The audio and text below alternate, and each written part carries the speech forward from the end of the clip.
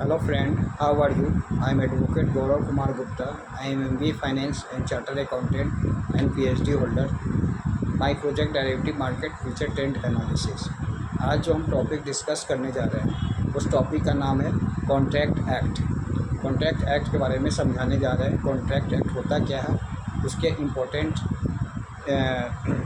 Sections को deal कर रहे हैं। Important term which are defined under Indian contract act. Indian contract act के अंतर्गत कौन कौन से इम्पोर्टेंट सेक्शन है। सेक्शन 2A हमें बताता है प्रपोजल। प्रपोजल का मतलब होता है ऑफ़र। कोई चीज़ का हम ऑफ़र देते हैं उसको क्या करते हैं, proposal. When one person signify to other his willingness to do to abstain for doing anything with a view to obtaining the assent of that other to such act abstinence he says to make a or proposal।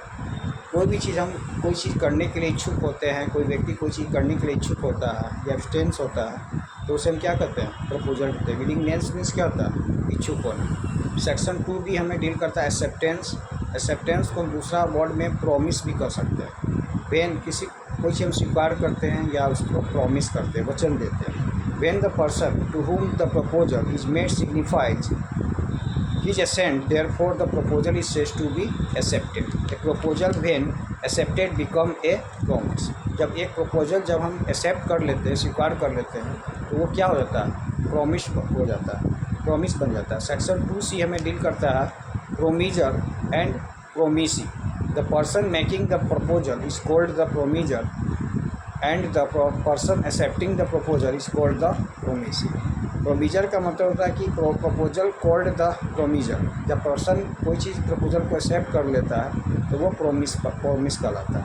Section 2D हमें deal करता है consideration and at the desire for a promiser the promisee any other person has done abstains from doing, does abstains for doing and promises to do abstain for doing something, such an abstain or promise is called consideration for the promise। करने का मतलब, consideration का मतलब जब promisor या promisee दोनों आपस में विचार कर लेते हैं कि हमें यह कंसिडरेशन करना है तो यह कंसिडरेशन माना जाता है। promise is called the consideration for the promise। Section 2E। Section 2E में होता है एग्रीमेंट। एग्रीमेंट का मतलब होता है every promise and every set of promise forming the consideration for each other is an agreement. जब एक दूसरे के साथ जब एग्रीमेंट करते हैं या एक प्रॉमिसर या प्रोमिसी दोनों आपस में एग्रीमेंट करते हैं। Section 2F। सेक्शन 2F हमें डील करता है reciprocal agreement. Reciprocal agreement promises which from the consideration part of the consideration for each other are called. Section 2G हमें डील करता है void agreement। an agreement not enforceable by law is said to be void। कोई भी agreement जब enforceable by law नहीं होता है उसे हम void एग्रीमेंट कहते हैं। सेक्शन 2-3 में जब डीपली इसका स्टडी किया जाएगा। Section 2H। सेक्शन 2H हमें डील करता है contract. An agreement enforceable by law is a contract. जब एक एग्रीमेंट इन्फोर्सेबल बाय लॉ होगा तो यह कॉन्ट्रैक्ट कहा जाएगा। सेक्शन 2I हमें डील करता है voidable contract. An agreement which is enforceable by law at opinion and option of one या more of the party thereto but not option of the other is a voidable contract. Section 90A में यह विस्तृत रूप से deal किया गया है। Void contract. Section 2Z। Section 2Z हमें बताता है void contract subsequent voidability. There is no ordinary use for word void contract। A contract which case to be enforceable by law become void when it is case be enforceable by section 56। section 56 हमें यह deal करता है। अब आइए proposal और offer. A proposal and its acceptance is a universally acknowledged process for making of an agreement। ठीक है, the proposal is the starting point. Section 2A define proposal as flow when one person signify to another is willingness to do. अगर एक व्यक्ति signify है अन्य व्यक्ति से उसके इच्छुक है, इच्छुक विलिंगनेस में इच्छुक to do abstain for doing anything, कोई चीज़ करने के लिए इच्छुक है with view to obtaining the assent of that to other such abstinence is said to make a proposal. तो ये क्या कहेगा, प्रपोजल कहलाएगा। The persons who make the proposal is called the promisor. जब पर्सन जब प्रपोजल को बनाता है तो वो क्या कहलाता है, प्रोमिसर कहलाता है या ऑफरर कहलाता है। The person to whom it is made is called proposee offer.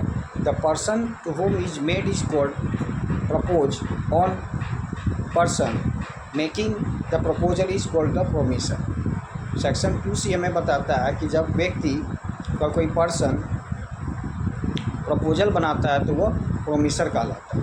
The person accepting the proposal is called the promisor. जब कोई व्यक्ति कोई प्रपोजल को एक्सेप्ट कर लेता है तो वो क्या होता है, प्रोमिसी कहलाता है। Difference kind of offer and a offer can be express implied specific general there can be say standing offer they are classified. Offer को हम वेरियस पार्ट में डिवाइड करते हैं। पहला express offer, implied offer, specific offer, general offer, standing offer, cross offer, counter offer. Express offer के बारे में हम आज आपको डिस्कस कर रहे हैं। थोड़ा सा लिटिल पॉइंट को डिस्कस कर रहे हैं। A offer is said to be an express. एक ऑफर जो होगा said to be express offer when it is made by words clearly spoken. कहने का एक ऑफर जब होता है जो एक्सप्रेसली रूप से शब्दों में क्लियरली रूप से साफ़ सुथरा बोला जाता है, हेड साफ़ सुथरा सुना जाता है, understood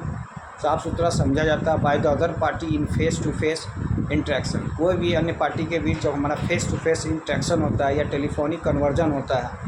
N express offer can also made in written form which is delivered by hand या पोस्ट। एक्सप्रेस ऑफर को हम या तो रिटेन लिखित में डिलीवर या बाई पोस्ट द्वारा किया जाता है। Where is by implication a dumb person is incapable for making an express offer at least orally unless if sign language is used in communicated through and interpreted. Similarly, a hearing handicapped person cannot obviously receive an oral or offer effectively. That's all. अगले video में हम आपको इस offer के various parts को deal करेंगे। आज का वीडियो यहीं पर वाइप आउट कर रहे हैं। That's all.